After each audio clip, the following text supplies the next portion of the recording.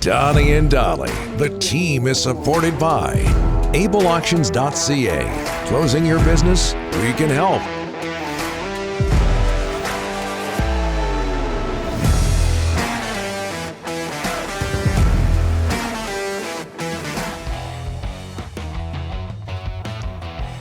It is Thursday. All of our guests, including Farhan, standing by, brought to you by Optic Foliar, the only lights-on spray with no damage and no burning to your plant leaves. Plant efficiency, nutrition, and results all combined into a single solution for all stages of growth and safe to use on flowers. Spray it, see it, believe it. That's Optic Foliar.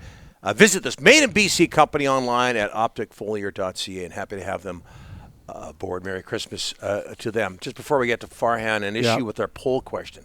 Yeah, well. Do you want to get it up, Ryan? Get it up, Ryan. Question? You guys rip into me all the time, and my mistakes. I do make a ton of them, but look at Ryan. He doesn't know how to spell. Maybe you need the dictionary, not me.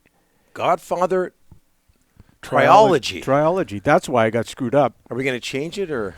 Well, that's like biology. Same thing. Let's be honest. It's our last show. I'm mailing it in. I'm just going to leave it. Is triology like a? Is triology like? It sounds like it's like a course at SFU or something. Yeah. Don't ask us. I'm a triologist. Yeah. I'm a biologist. That's why I got screwed up. I couldn't say it right. That's not why. Yeah. But we didn't catch it. No. I'm just going to say the Godfather series for Ryan. You could do that. Yeah. Farhan joins us now from TSN. How are you, sir? How are you at spelling? Clearly, he's in sports. He's clearly not good. Better than triology. Yeah. Better than triology. Yeah. Ask him about a guy named Peroa. Yeah. That wasn't spelling. That was pronunciation. I guess it was spelling in a way. Hey, Farhan, you worked the Seahawks Rams game a few days ago, a couple of days ago.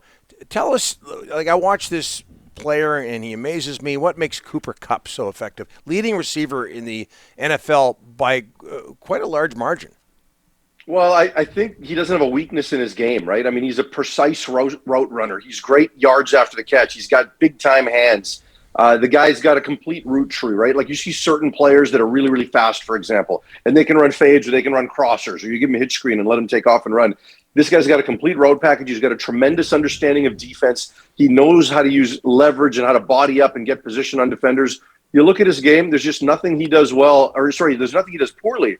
And I think we need to be talking about this guy as an MVP. I know that it's always easy to default to the best. Mm-hmm. But when you look at a guy like Cooper Kupp to Tom Brady and Aaron Rodgers, the years they're having are very good, but compared to the elite quarterback seasons, they're okay. They're right in the middle of the pack. They're not necessarily guys that are dominating by quarterback standards. But you look at a guy like Jonathan Taylor at running back, and you compare him to when other running backs have won the MVP, and you look at Cooper Kupp, those guys are favorable to elite level production at their position. So I think we need to be talking about those two guys more than Brady and Rodgers. And I think Cooper Kupp, as a receiver, it rarely ever happens. He should be considered the MVP. Almost like the guy's at Calvin Johnson pace. Yeah.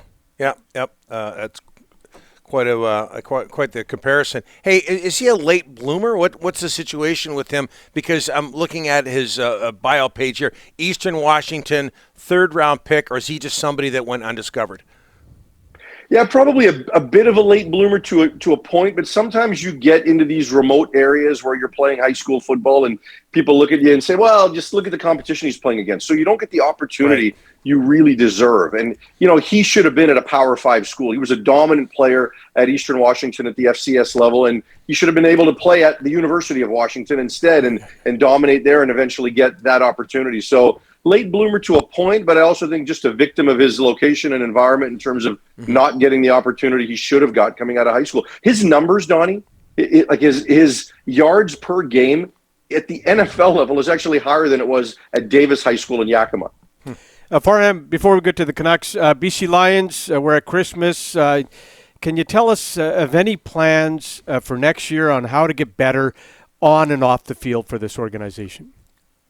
Well, I think they understand that they're going to need to make some improvements on both lines of scrimmage, right? I mean, there was some youth and some new guys injected on the defensive side.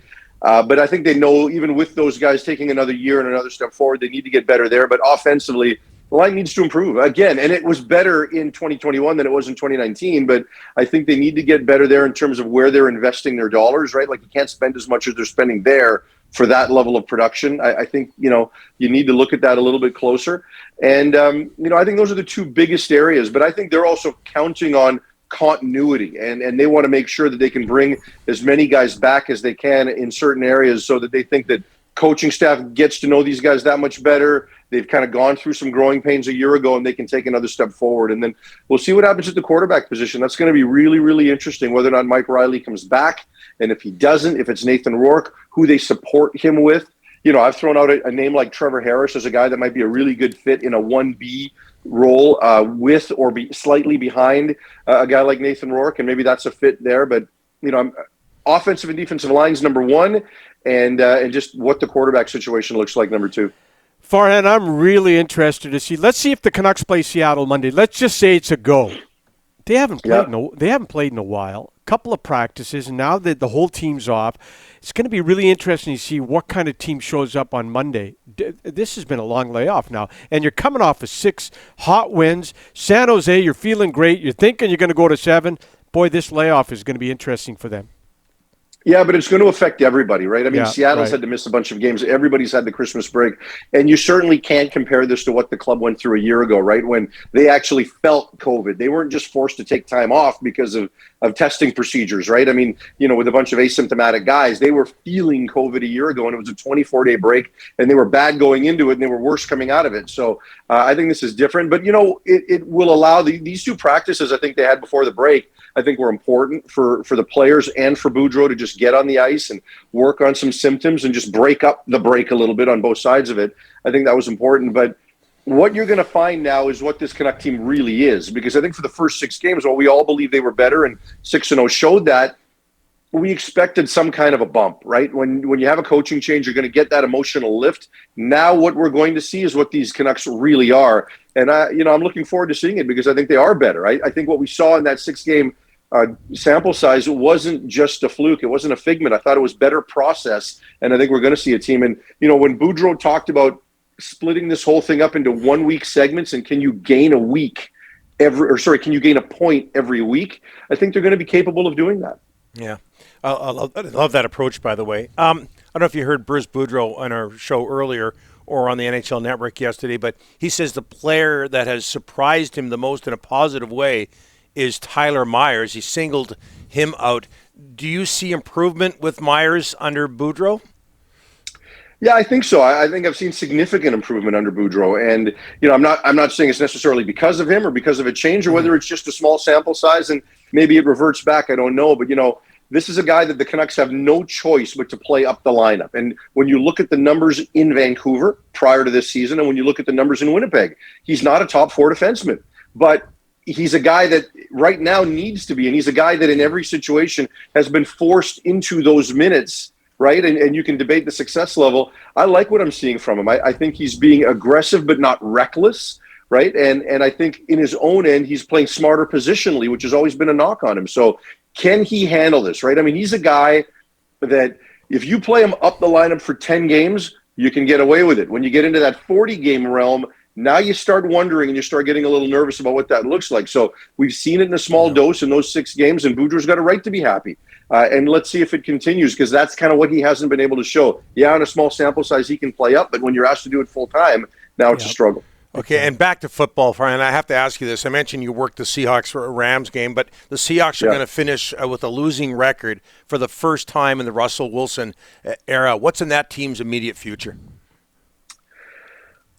I think it's time to move on from Russell Wilson. And I know that's not going to be a popular take for many, but I think it's time for him and for them. I think he has been the single biggest reason why they've had the highs that they've had in the last 9 years, but I think he's also a reason why they've had some of the struggles this season and really last year as well, right, where it just wasn't the same team and the same offense and the same level of performance. So there are other problems. Like, I'm not telling you that this is all Russell Wilson's fault, right? I mean, their line needs to be better, and they've needed to improve on the defensive side. But I think when you've seen multiple offensive coordinators now that have the same skill set and the same reputation, they've come in and they haven't been able to get the most out of Russell. Sometimes you blame the coordinator, and sometimes maybe it's time for a change. And I think the organization needs to look in that direction. I don't know that they need to draft a quarterback and have an extended rebuild.